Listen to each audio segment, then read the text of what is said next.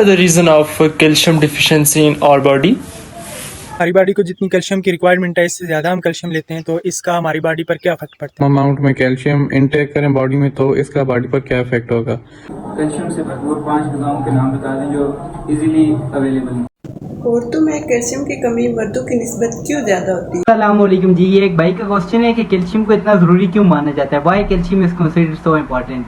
देखें भाई, कैल्शियम जो है हमारी टोटल बॉडी वेट का 2% है। कैल्शियम हमारी बॉडी में मोस्ट अबंडेंट मिनरल जो पाया जाता है वो कैल्शियम है। अगर कैल्शियम के मैं फंक्शंस की बात करूं तो कैल्शियम हमारी बॉडी की ओवरऑल हेल्थ के लिए बहुत इंपॉर्टेंट रोल प्ले करता है। कैल्शियम हमारी बोन्स की फॉर्मेशन करता है और बोन्स को स्ट्रेंथन करता है और हमें ऑस्टियोपोरोसिस बोन वीकनेस से बचाता है। इसके अलावा कैल्शियम जो है हमारे टीथ की फॉर्मेशन करता है और टीथ की जो आउटर मोस्ट कवरिंग एनामल है उसकी फॉर्मेशन करता है और हमारी टीथ को जो है वो स्ट्रेंथन करता है और कैविटी से बचाता है। इसके अलावा कैल्शियम हमारे जो ब्रेन फंक्शन है, हमारे जो नर्व्स मैसेज की ट्रांसमिशन करती है उसके लिए कैल्शियम जो है वो एक इम्पॉर्टेंट रोल प्ले करता है। कैल्शियम हमारी मसल्स के प्रॉपर फंक्शन के लिए ज़रूरी होता है। कैल्शियम हमारे ब्लड की क्लॉटिंग के लिए भी बहुत एसेंशियल है। और भाई का क्वेश्चन है कि कैल्शियम की कमी की अलामत कौन सी हैं, क्या हैं।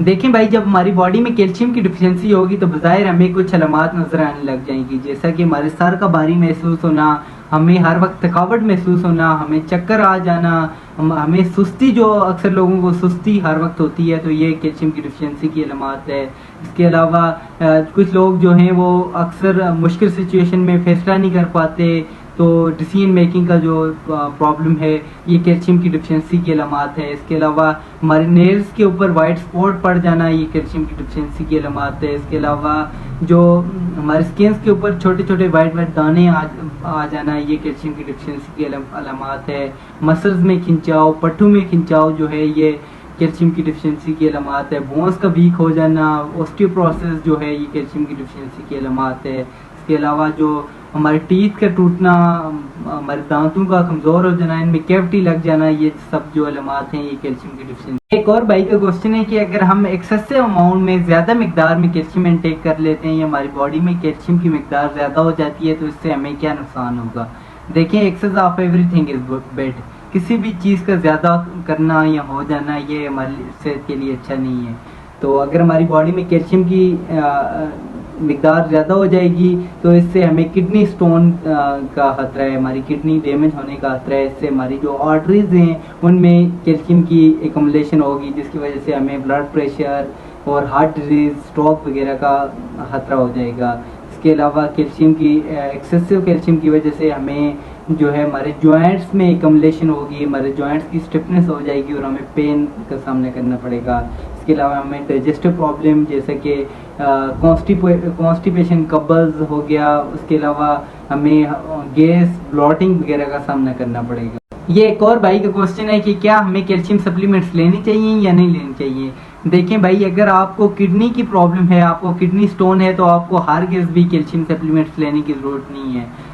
या फिर आपको अगर डॉक्टर ने मना किया हुआ है किसी भी वजह से तो आपने कैल्शियम सप्लीमेंट्स को नहीं लेना। लेकिन अगर आपको ऐसी कोई प्रॉब्लम नहीं है और आपके में कैल्शियम की डिफिशिएंसी है, पहले तो मैं यही रिकमेंड करूंगा कि आप डेयरी प्रोडक्ट से, आप वेजिटेबल से कैल्शियम की डिफिशिएंसी को पूरा करें। लेकिन अक्सर सिचुएशन में ऐसा होता है जैसे प्रेगनेंसी में एक मदर को कैल्शियम की हाईली रिक्वायर्ड उसे होता है तो इसलिए वो कैल्शियम की को डाइट से पूरा नहीं कर पाती तो वो कैल्शियम की सप्लीमेंट्स लेती है, तो इसलिए उसे जो है वो कैल्शियम की सप्लीमेंट्स लेनी चाहिए।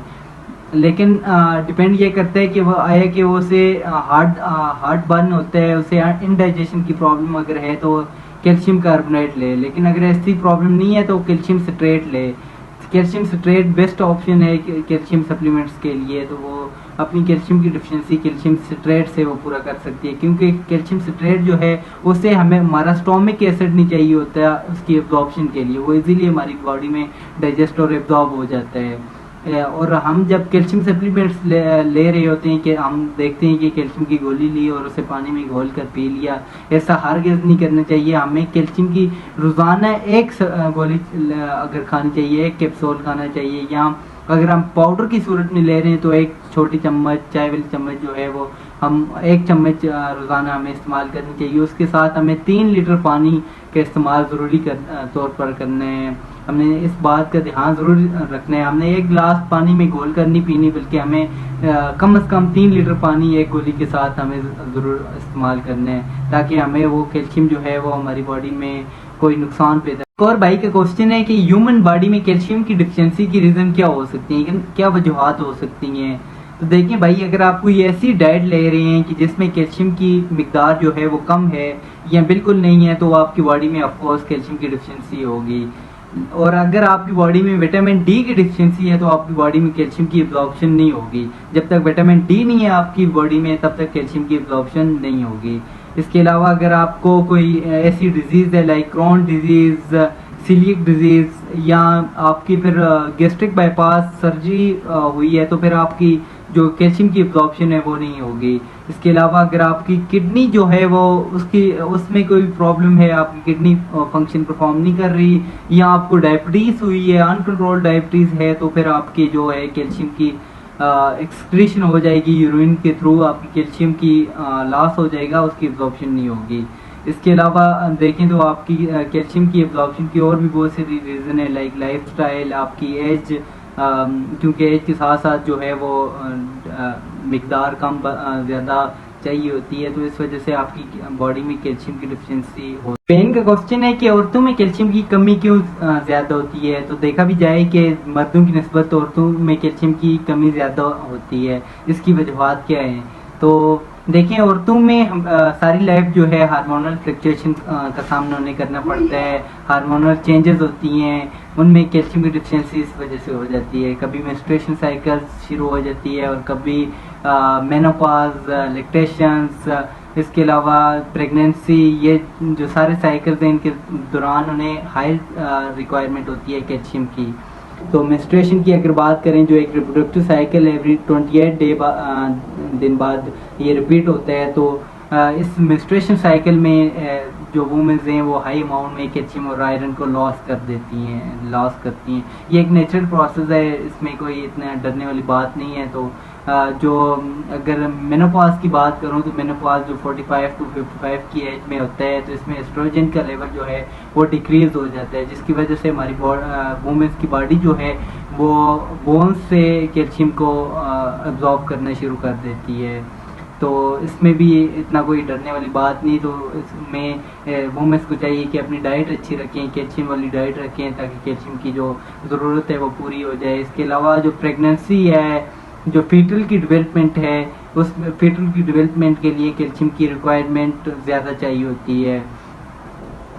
इसके अलावा मिल्क की प्रोडक्शन के लिए दूध पिलाने वाली माओं को एक बड़ी मिकदार में कैल्शियम रिक्वायरमेंट होता है, जिसे वो कैल्शियम सप्लीमेंट के थ्रू या फिर वेजिटेबल डेयरी प्रोडक्ट के थ्रू पूरा। ये एक और प्यारे भाई का क्वेश्चन है कि हमें कैल्शियम से भरपूर 5 ग़िज़ाओं के नाम बता दें जो इजीली अवेलेबल हों। तो वैसे तो बहुत सारी कैल्शियम से भरपूर ग़िज़ाएँ हैं, लेकिन जो आपके लिए इजीली अवेलेबल हों, जो एशियन कंट्रीज़ में मौजूद हों, उन 5 ग़िज़ाओं के नाम मैं आपको बता देता हूँ जो आपको आसानी से मिल सकें। नंबर 1 जो है वो है आपके डेयरी प्रोडक्ट्स आ जाते हैं, जिसमें मिल्क, योगर्ट, बटर, चीज़, मतलब कि दही, दूध, मक्खन और घी वगैरह जो है ये कैल्शियम से भरपूर होते हैं, इनमें कैल्शियम की एक बड़ी मिकदार पाई जाती है। नंबर 2 पर जो आ जाता है वो है लीफी ग्रीन्स, सब पत्तों वाली ये सब्जियां जो हैं, जैसे कॉलर्ड ग्रीन्स है, जिसे हाक या साग कहा जाता है, क्रम भी कहा जाता है इसे, और मस्टर्ड ग्रीन्स जिसे सरसों का साग कहा जाता है, ये सब्जी भी कैल्शियम से भरपूर होती है। नंबर 3 पर जो आ जाता है वो है आपका चना आ जाता है, चीक पीस। चना जो है वो चाहे रेड चना हो, वाइट चना हो या ब्लैक चना हो, ये कैल्शियम से भरपूर होता है। इसमें कैलोरीज की भी एक बड़ी मिकदार मौजूद होती है, तो चना को आप एज ए कैल्शियम सोर्स इस्तेमाल कर सकते हैं। नंबर 4 पर जो आ जाता है वो है आपके पीज़, मटर में एक कैल्शियम की एक अच्छी मिकदार मौजूद होती है, तो मटर को भी आप एज ए कैल्शियम सोर्स इस्तेमाल कर सकते हैं। नंबर 5 पर जो आ जाता है वो है आपकी गाजर, कैरोट्स। गाजर में भी कैल्शियम के साथ साथ और भी बहुत से मुफीद मिनरल्स जो हैं वो मौजूद होते हैं, तो गाजर को भी आप calcium as a calcium source इस्तेमाल कर सकते हैं। मैंने आप तमाम बहन भाइयों के सवालों के जवाब दे दिए। आई होप आपके लिए हेल्पफुल साबित होंगे। अगर इस तरह किसी और बहन भाई के कोई क्वेश्चन हो हेल्थ के रिलेटेड तो वो मुझे कमेंट कर सकते हैं, मैं उसको नेक्स्ट वीडियो में उसके क्वेश्चन का आंसर कर दूंगा। थैंक यू, जज़ाकल्लाह।